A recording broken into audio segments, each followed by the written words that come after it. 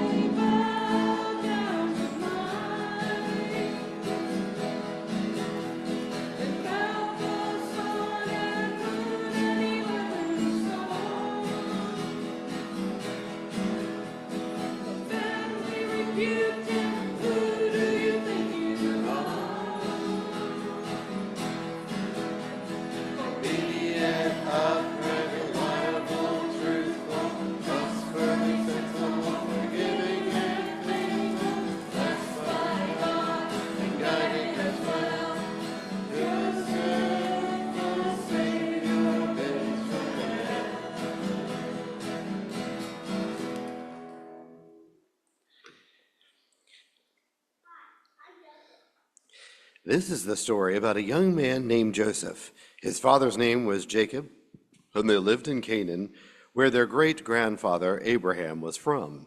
Joseph was 17 years old, enough to drive a camel, and he had 11 brothers. Only one was younger than he, Benjamin. Because Joseph was one of the two sons of Rachel, Joseph became very special to him. So Jacob had a special robe made for Joseph, very beautiful and full of many colors, and he gave it to Joseph.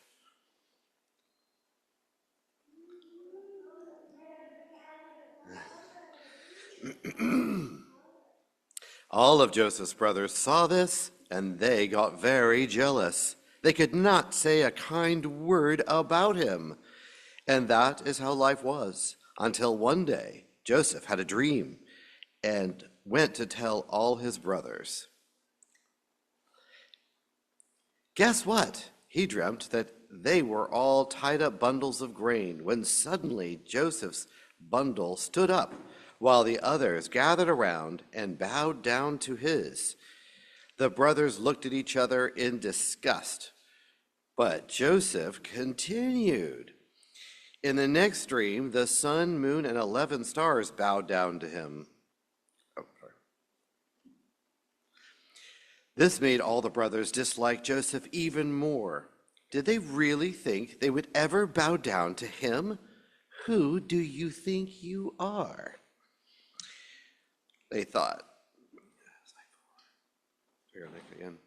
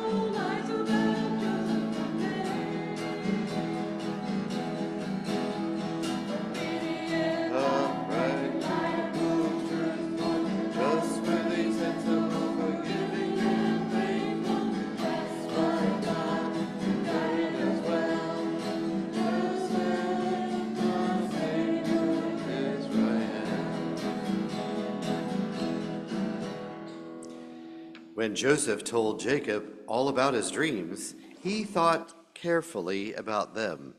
One day, Jacob sent Joseph to check up on his brothers who were watching the sheep. When the brothers saw Joseph in the distance, they made a plan to kill him. The oldest brother told them not to kill him, but instead throw him into an empty well out in the field. He secretly planned to rescue Joseph later. When Joseph arrived, they grabbed him and removed his beautiful coat of many colors, and then threw him into an empty cistern and said, "Now what has become of his dreams?" But instead of killing him, they decided to sell him as a slave to a huge caravan of Ishmaelite traders that were on their way down to Egypt. When the caravan arrived, they put Joseph in chains.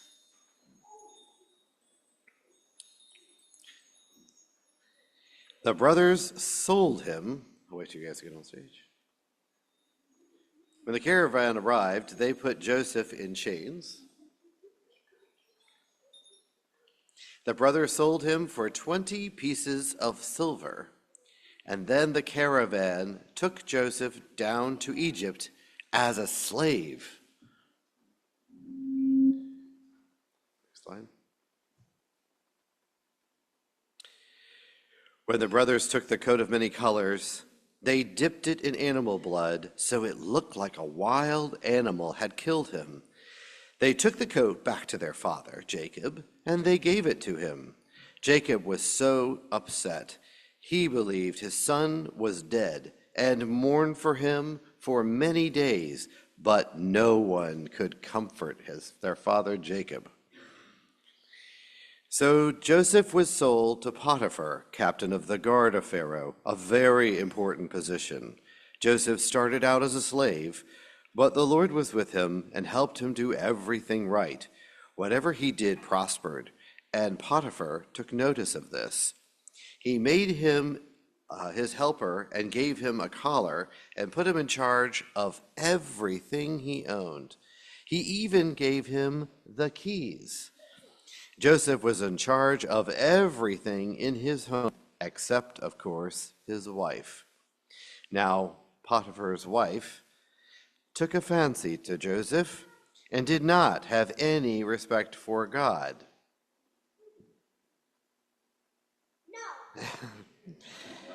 Feeling rather rejected, his wife lied to Potiphar and falsely accused Joseph of doing wrong. So Potiphar had Joseph thrown into prison. Joseph was in prison, but the Lord was with him here still.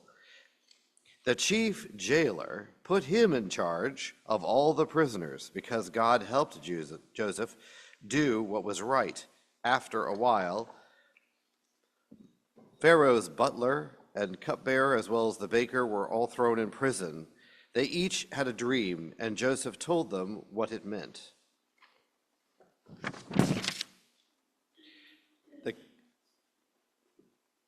I don't think so. Is it? Okay, go ahead. Sorry. Okay.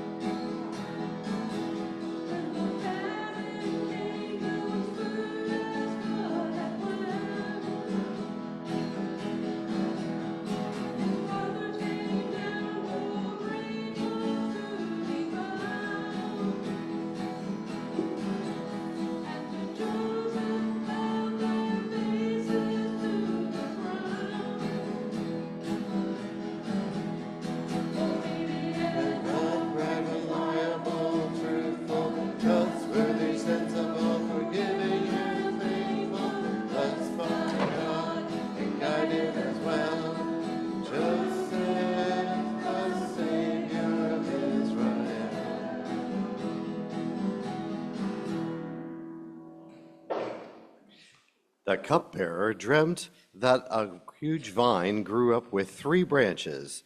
It budded, blossoms, and clusters brought forth beautiful, ripe grapes. Potiphar's cup was in his hand, so he pressed the grapes into the cup and gave it to Pharaoh. Joseph had great news. This meant that in 3 days, Pharaoh would restore him to his job as cupbearer. Joseph told him to remember him when he was released from prison, for he had done nothing wrong deserving of his imprisonment. Then the chief baker told his dream to Joseph. He dreamt that he had 3 white baskets on his heads with all kinds of breads for Pharaoh. The birds came and ate from the baskets. Unfortunately, Joseph had bad news for the baker. In 3 days, he would lose his life and be hung for Pharaoh's birthday. Sure enough, in 3 days, it was Pharaoh's birthday.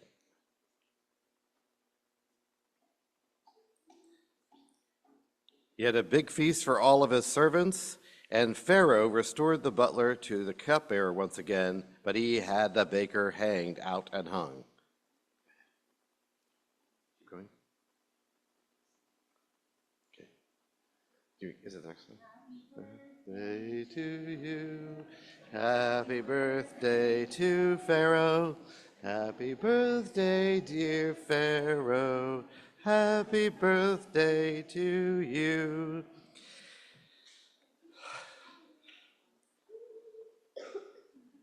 The butler forgot Joseph in prison for 2 more long years. Joseph was now 30 years old. Pharaoh had 2 more perplexing dreams, but no one could interpret them for him. Finally, the cupbearer remembered Joseph's gift for interpreting dreams by God. So Joseph was shaved and brought out of the prison and brought before Pharaoh.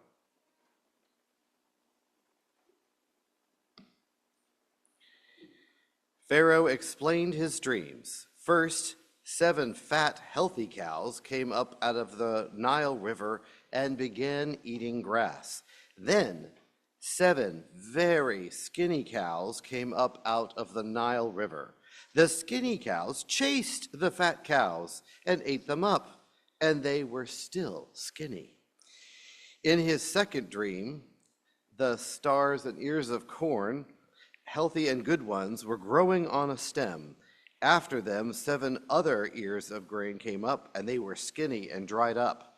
When the skinny corn swallowed up the healthy ears of corn, they were still just as thin as always. Joseph had some good news and some bad news. God would interpret the dreams for him, yes. These dreams were a warning to Pharaoh about what was going to come. There would be 7 years of plenty, where crops would grow in great abundance, and then 7 years of famine, when nothing would grow, and there would be no food for anyone. God was showing Pharaoh what to do.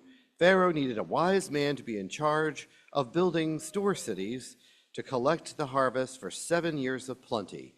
That way, there would be enough to eat for the 7 years of severe famine that followed. They put Joseph in charge of all the land of Egypt to prepare for the great famine.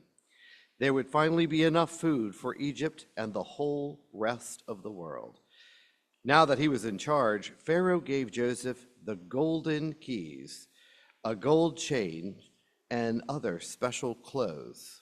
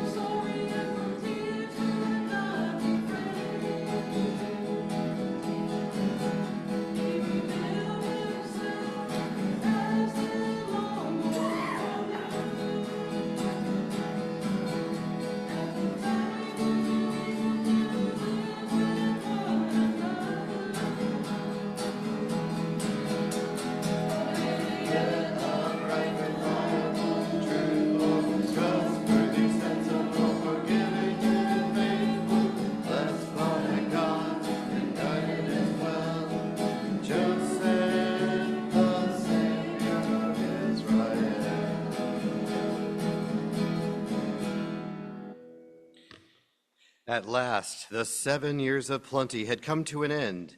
Then the 7 years of severe famine raged through the land. There was no rain, the crops died, the animals were starving, and the people were hungry, but not for long. Joseph graciously opened all the storehouses of food, and people came from all over Egypt and other countries to buy their grain from Joseph. Now, simultaneously, back in Canaan, the famine was severe. Jacob heard that there was food in Egypt. The brothers had to get food so they could make the journey down to Egypt. Yet, when they arrived, they bowed down to the governor of Egypt. They did not recognize him, Joseph. He was now 39 years old, with a wife and 2 sons. Joseph immediately recognized all his brothers, but he did not let this on. He accused them of being spies. They denied that and said they were honest men, 12 sons of one man. One had died, and the youngest was still at home. Pharaoh told them, "Bring back the youngest son, and in the meantime, I will keep Simeon hostage." The brothers huddled and said in the Hebrew language that all of this happened to them because of what they had done to their dear brother Joseph. But Joseph understood exactly what was being said and realized and felt badly about what he did. Joseph turned away and wept. Joseph could have killed them for what they did, but he didn't. They would have to prove their hearts had changed. The brothers paid for grain with silver coins and took it back to their father Jacob. Jacob was so upset. Joseph was gone, Simeon was captured, and now they wanted to take young Benjamin to Egypt? This was too much to bear. But he finally let them return to Egypt for more food because the famine had become even worse. This time, they took their young brother Benjamin. When they arrived at Pharaoh's palace, they bowed down to Joseph. His servants returned Simeon and asked about their father, Jacob. He had his servants bring out a huge feast for all the brothers. There was lots of food for everyone. When it was time to leave, they all got food, but Benjamin got the biggest portion of all. They had their sacks filled with grain and went on their way. Joseph sent his servants to stop them and to search for his silver cup of divination. They found it in Benjamin's sack and had him returned to Egypt.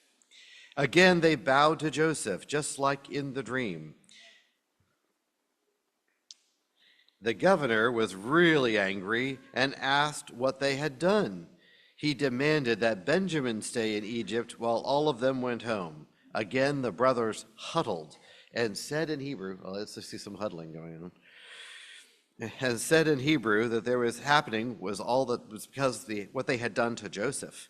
And if they didn't return Benjamin, it would kill their father. Remember that Joseph understood everything they said.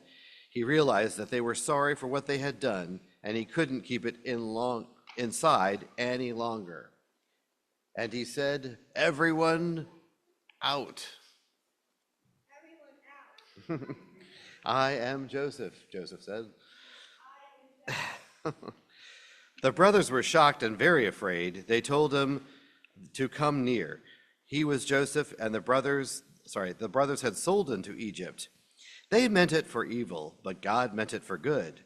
God put Joseph in power to save Israel. The brothers were finally sorry and were glad to see Joseph alive and well. They brought Jacob and all their families to live in Egypt with Joseph.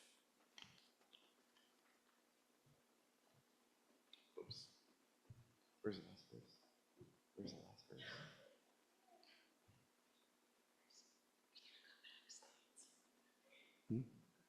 Okay. Okay. Okay. Go ahead. Yes.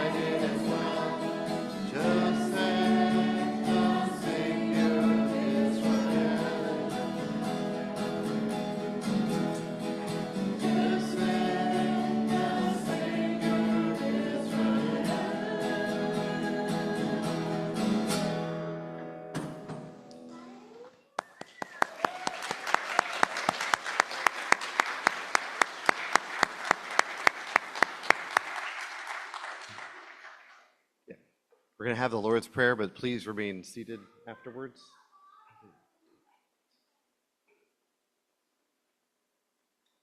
Let's all say the Lord's Prayer together. Our Father, who art in heaven, hallowed be thy name. Thy kingdom come, thy will be done, on earth as it is in heaven. Give us this day our daily bread, and forgive us our trespasses, as we forgive those who trespass against us. And lead us not into temptation, but deliver us from evil. For thine is the kingdom, power, and glory forever. Stay seated just for a moment. So we want to thank all of our Sunday school teachers and all the students. So Wanda was here helping, as well as Martha and Linda and many others. So we wanted to thank them for all they've done. So this is presented on behalf of the chapel to our sister Martha. But can all the volunteers stand up for just a second, including you, Stacy? Can all the volunteers stand up, please? Thank you for all your hard work. And one more bow from you guys. Thank you. And that concludes our production. Thank you.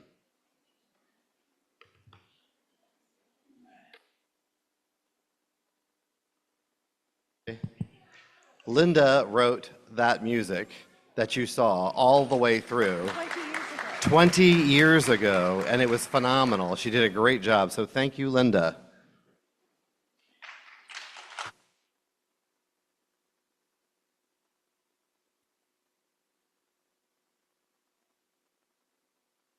No.